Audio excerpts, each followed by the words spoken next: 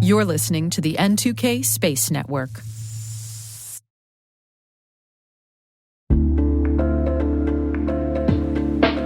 Imagine this. Your primary identity provider goes down, whether it's a cloud outage, network issue, or even a cyber attack. Suddenly, your business grinds to a halt. But what if it didn't have to?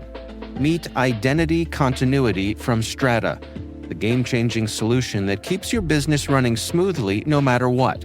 Whether your cloud IDP crashes or your on-prem system faces a hiccup, Identity Continuity seamlessly shifts authentication to a secondary or even tertiary IDP, automatically and without disruption.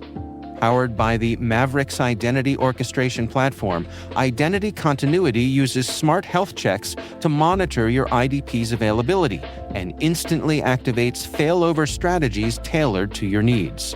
When the coast is clear, it's a seamless switch back. No more downtime, no lost revenue, no frustrated customers. Just continuous, secure access to your critical applications every single time. Protect your business from the high costs of IDP outages. With Identity Continuity from Strata, downtime is a thing of the past. Visit strata.io/cyberwire to learn how Strata's Identity Continuity can provide seamless enhanced capabilities to your existing identity fabric and receive a free set of AirPods Pro.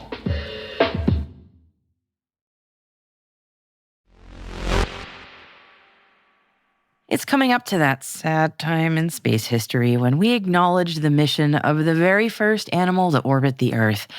This Sunday marks 67 years since Laika underwent her heroic and tragic voyage. We don't want to go into details because it'll make us cry, to be honest, but we just wanted to acknowledge the legend that was sweet Laika. Yeah, may she rest in peace, sweet pooch. So I feel like now would be a good time for a dad joke to lighten the mood before we share more depressing news, Maria. A little palate cleanser. Let's go for it. Yeah, and I'm going with the whole animal theme for this one. What All would right. you get if you crossed a kangaroo with an alien? Kangaroo with an alien. An extraterrestrial. I don't know. A marsupial.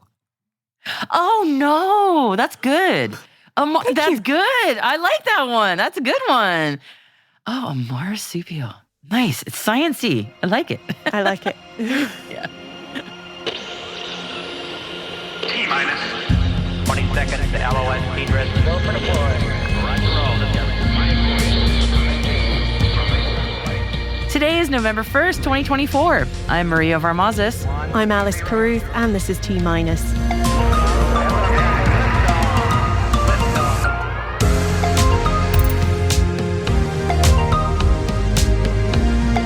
A new study looks at air pollution from rocket launches. North Korea launches an ICBM to space. Astrobotic and Bridgestone to collaborate on a new rover tire. And it's Friday, so our friends at NSF will be bringing you the Space Traffic Report, taking a look at the launch news from the week that's been, and bringing us a taste of what to look forward to this week.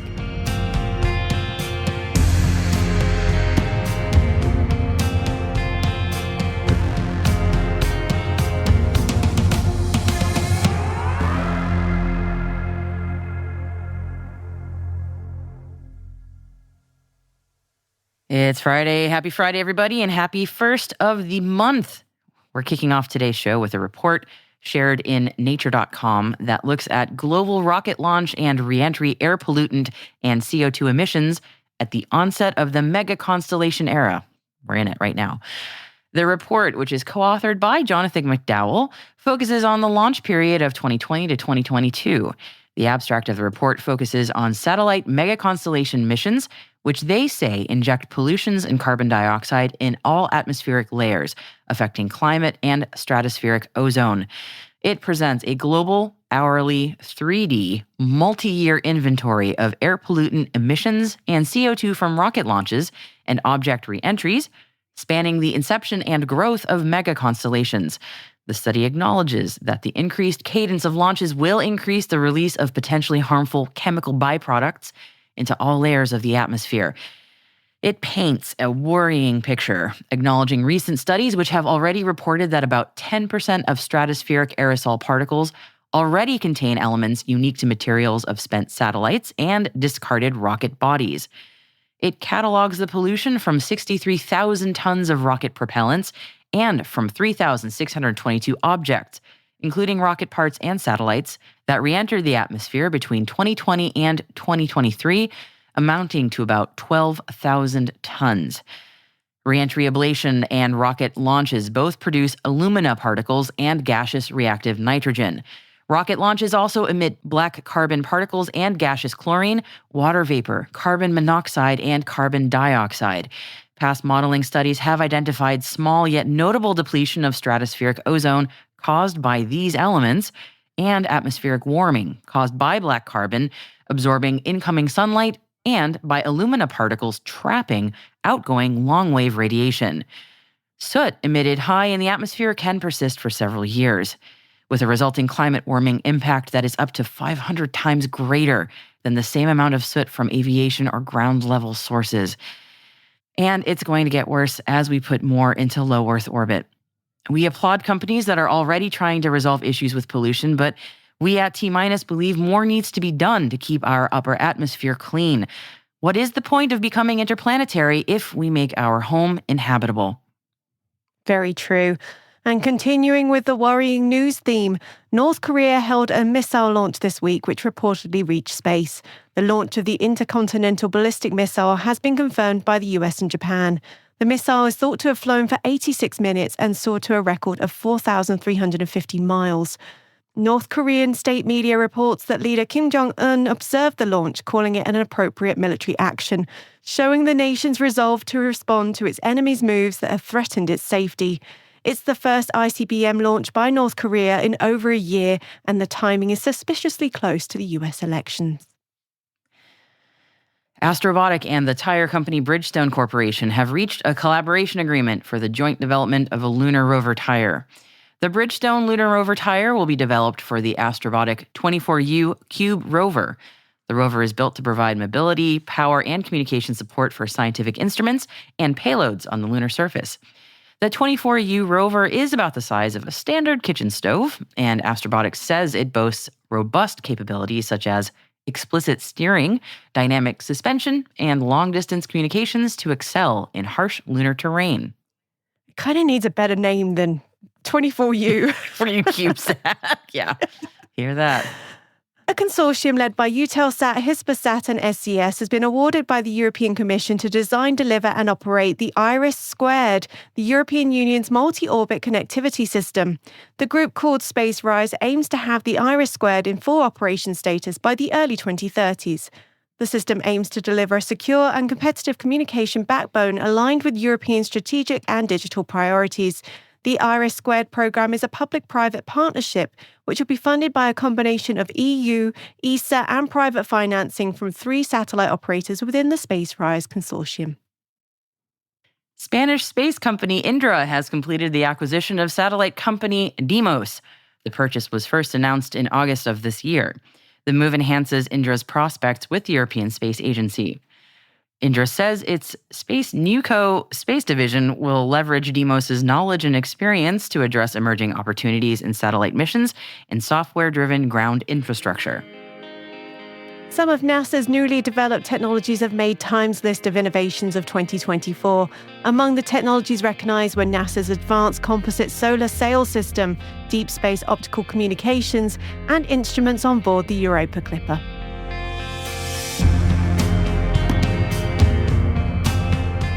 And you'll find links to all of the stories that we've mentioned throughout today's show in the selected reading section of our show notes.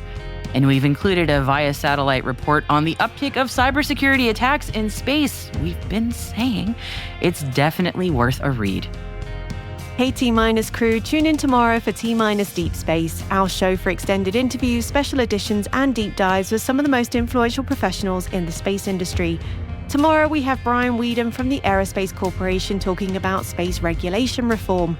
Check it out while you're eating all the Halloween candy, switching out the holiday decorations, or just catching up on chores around the house. You don't want to miss it.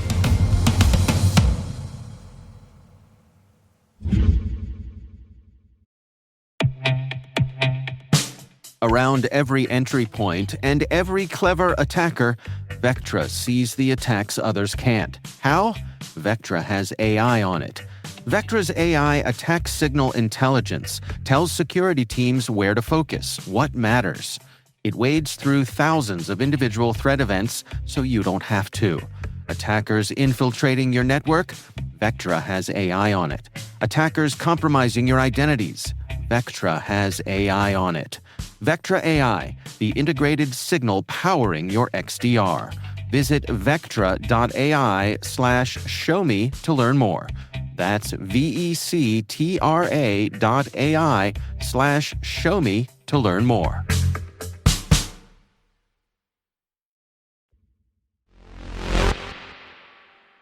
Every Friday, our colleagues at nasaspaceflight.com bring us the Space Traffic Report, rounding up the launch news from around the world in the last week and giving us a preview of what we have to look forward to this week. I'm Alicia Siegel for NSF, and this is your weekly Space Traffic Report for T-Minus Space. Starting off the week, we had the first of 3 Falcon 9 launches this week. Liftoff occurred on October 28th at 21:47 UTC from Space Launch Complex 40. The rocket was carrying a batch of 22 Starlink V2 mini satellites into low Earth orbit. The first stage for this mission, B-1069, was flying for a 19th time, and it successfully landed on SpaceX's drone ship Just Read the Instructions. This week, we also had the launch of another crew rotation mission to the Tiangong space station, Shenzhou 19. Liftoff of the Changzheng 2F rocket with the Shenzhou 19 spacecraft took place on October 29th at 20:27 UTC from the Zhochuan Satellite Launch Center in China. On board were Sai Shuzhe, who was flying for a second time, as well as Song Lingdong and Wang Haoze, who were both flying for their first time. Haoze is the 3rd Chinese female astronaut to fly in space. Shenzhou 19 then docked to the front docking port of the Tianhe module on the Tiangong space station about 6 hours later on October 30th at 3 o'clock UTC. The crew of Shenzhou 18 will now hand over command of the station to the Shenzhou 19 crew, who will be staying on board for the next 6 months. Going back to the U.S., we had the second of 3 Falcon 9 launches, this time from Vandenberg. Liftoff took place on October 30th at 12:07 UTC from Space Launch Complex 4 East, carrying a batch of Starlink satellites into low Earth orbit. This flight carried 7 Starlink V2 Mini and 13 Starlink direct-to-cell satellites for a total of 20 satellites on board. According to Ben Longmire, SpaceX's Senior Director of Satellite Engineering, the company is just 5 more launches away from fully deploying the first constellation of direct-to-cell satellites. To date, SpaceX has launched 272 of these direct-to-cell satellites, although 13 of them were lost during the Starlink Group 9-3 launch failure back in July. This means that with 5 more launches, SpaceX would have in total about 324 of these satellites in orbit, completing this constellation. As Longmire mentioned, though, the company is not stopping there and will continue flying these to improve coverage and latency. This mission was also the 200th SpaceX launch solely dedicated to the Starlink constellation, with the company having deployed more than 7,000 of these satellites since the very first test launch of Starlink V0.9 satellites in May of 2019. The key to this success is, of course, reusability, and for this mission, SpaceX was using booster B-1075. This first stage was flying for a 14th time, and it successfully landed on Of Course I Still Love You, ready to be used again on a future flight. From the other coast of the United States, we had the 3rd Falcon 9 launch of the week with, you guessed it, more Starlink satellites. Liftoff happened on October 30th at 21:10 UTC from Space Launch Complex 40, carrying 23 Starlink V2 mini satellites into low Earth orbit. The first stage, B-1078, was flying for a 14th time, and it successfully landed on a shortfall of gravitas. With the 3 Starlink launches this week, SpaceX has now launched a total of 7,213 satellites, of which 656 have re-entered and 6,115 have moved into their operational orbit. And to finish off the week, and also the month of October, we had a Soyuz launch from Russia. Liftoff of the Soyuz 2.1A rocket took place on October 31st at 7:51 UTC from Plesetsk, carrying a military payload for the Ministry of Defense. While the payload is classified and has already been given the secretive name of Cosmos 2579, it's believed that this satellite is the 6th BARS-M satellite. BARS-M satellites are electro-optical surveillance satellites used by the Russian military to take cartographic and topographic measurements, as well as capturing high-resolution images. That Soyuz launch was the last one of the week and also of the month. In October, there were 19 launches worldwide, bringing the overall number of launches to 200. the second year in a row that there were at least 200 launches. The star of the month was, of course, SpaceX, with 11 orbital launches of its Falcon family of rockets, and we got an extra launch and landing thanks to Starship as well. It's also thanks to the company that the U.S. has had a total of 122 launches so far this year, with China coming in second place with less than half of that at 52 launches. If this launch cadence continues, we should see the world reaching 240 launches or more by the end of the year. Pretty mind-boggling, to say the least. Going into next week, we'll have even more launches, of course, starting with none other than Falcon 9. The first launch next week, Starlink Group 677, is set to take place from Florida within a 4-hour launch window that opens on November 3rd at 21:57 UTC. Just half a day later, from Japan, we'll have the fourth flight of the H3 rocket.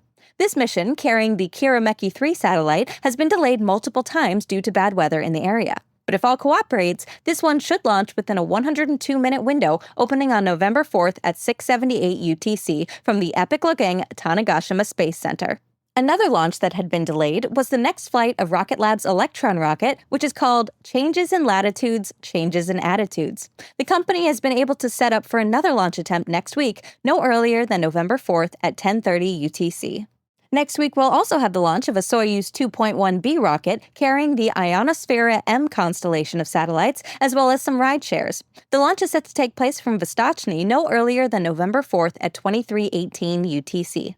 A few hours later, from the U.S., we'll have another Falcon 9 launch carrying the next Dragon resupply mission to the International Space Station. The launch is set to take place from Launch Complex 39A no earlier than November 5th at 2:29 UTC.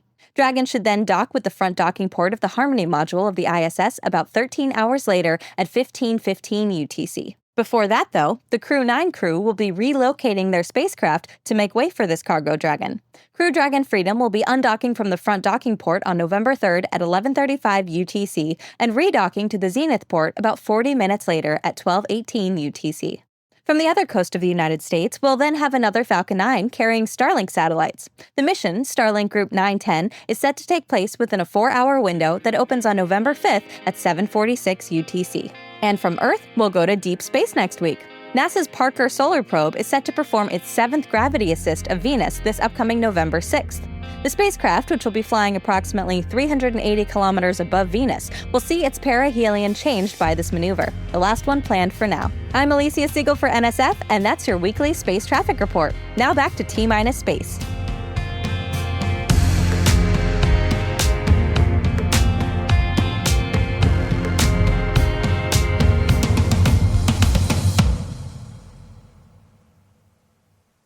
We'll be right back.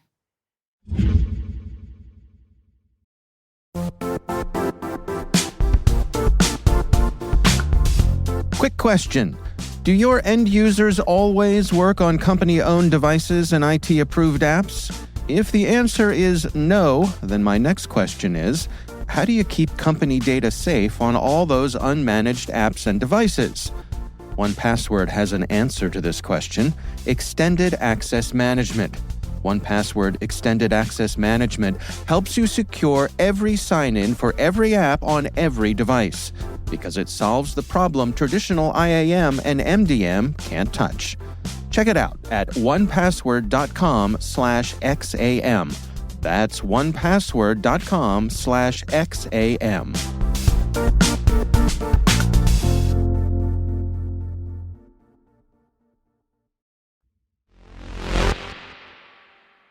Welcome back.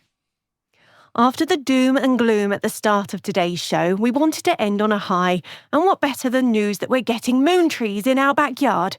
Okay, not quite, but the latest Artemis 1 moon tree seedlings recipients have been announced, and one could be coming to a neighbourhood near you.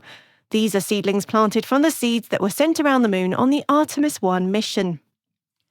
And you know, I was super bummed to see that the one in Massachusetts was pretty far from where I live, but that's far in tiny New England states terms, which is practically next door for most Americans. And for our US-based listeners, definitely check out the list of the new homes for Artemis moon trees, because there might be one relatively close to you, or maybe one at least within a reasonable driving distance. Texas, you especially have a lot of Artemis moon trees to choose from. Yeah, but New Mexico's one seedling is in my hometown of Las Cruces. Woo! I just found out that they've already planted it at the New Mexico Farm and Ranch Heritage Museum, which is about 5 miles from where I live. I'm working with our local community to hold a public unveiling of our new loblolly pine neighbour. Welcome to the Hood Moon Tree. And if you want to know what the heck we're talking about and you want to learn more about the original Apollo-era moon trees, check out the Where Did the Moon Trees Go episode of T-Minus, and we'll add it to our show notes for you, or you can always just find it on our website. And if you're interested, we actually have stickers to give away if you visit a moon tree. Just snap a photo of yourself with your nearest moon tree, on your honor that it's actually a moon tree. Please don't try to cheat the system. And share that picture with us on LinkedIn or Instagram, or email it to us at space@n2k.com, and we will send you a real, legitimate I visited a moon tree sticker. Woo-hoo. Yeah, I love those. I've got one on my laptop already and I've not even visited it yet, but I will be, so it's all good. On your honor. On my honor, absolutely.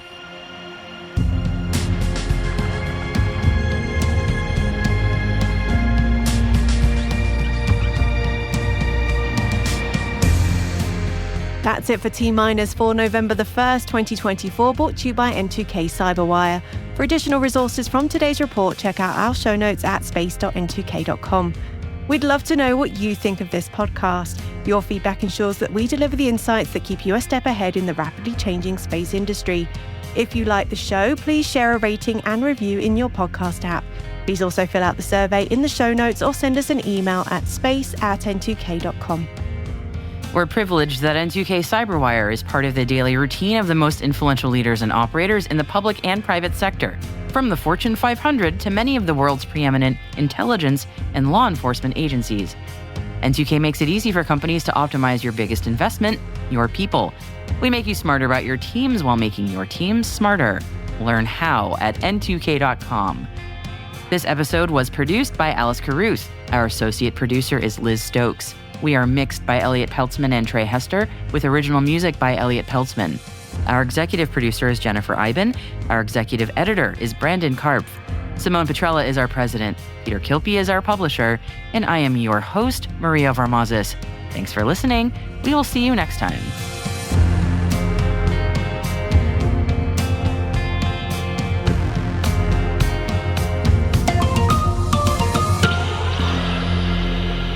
T-Minus.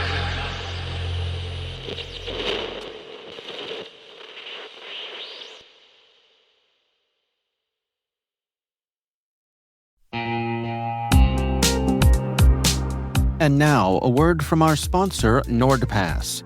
NordPass is an advanced password manager from the team behind NordVPN, designed to help keep your business safe from data leaks and cyber threats. It gives your IT professionals control over who has access to your company's data and makes it easy for everyone else on your team to use strong passwords. Right now, you can go to www.nordpass.com/cyberwire for 35% off the NordPass Business Yearly Plan. Don't miss out on that.